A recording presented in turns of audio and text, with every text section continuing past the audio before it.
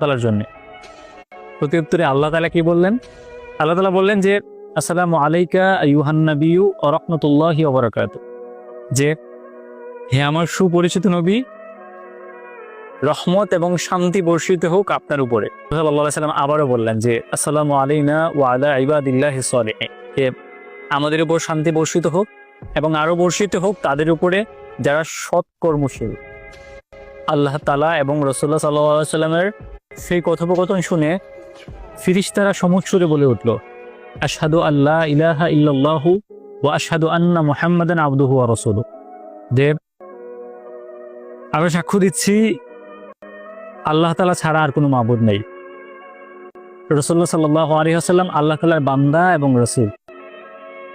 আমরা ইবাদতে মজা পাই না এই জন্যেই, কারণ হচ্ছে আমরা আসলে ইবাদতের গল্পগুলো বুঝি না। সূরাতে আল্লাহ